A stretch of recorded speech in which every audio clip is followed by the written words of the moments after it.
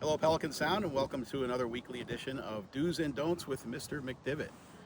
In today's episode, Mr. McDivot came to the golf shop with a doctor's note, believe it or not. He's having some issues with his knees and asked for a handicap flag because he's having a hard time getting himself around the golf course. So, we allow that in certain situations. If you do have a note from a doctor, we can give you a handicap flag. So, I begrudgingly gave Mr. McDivot a handicap flag, so told him the rules and what he's supposed to do and what his responsibilities were with the handicap flags. Let's see if he can honor those coming up here.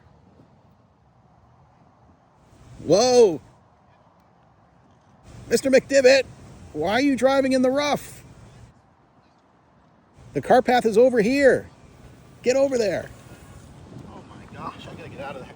I don't understand why you drove over those hills. Don't be so dramatic. Oh my, look, the cart path is just to your right there. Look, the superintendent here does not want us driving in the rough. He'd rather have us in the fairway or, believe it or not, the cart path, which was just to our right there. I was on my way to the fairway.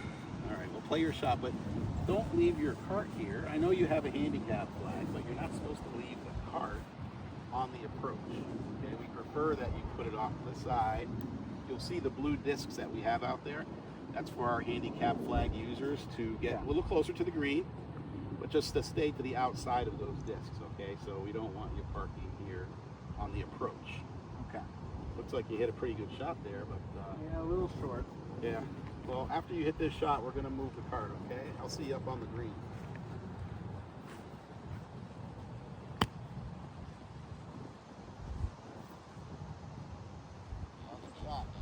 Thank you. The handicap disc is right here, Mr. McDivot. Okay. Oh, is that? You're on the wrong side of the disc. You got to be on the other side of the disc. Okay. Just back it up. Too close to the green right now.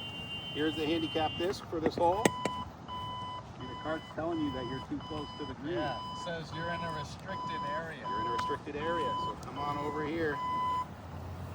See, now pretty you're out of the high-tech. restricted area. That was pretty cool.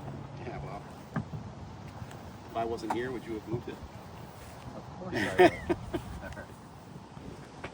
Nice par, Mr. McDivot. Thank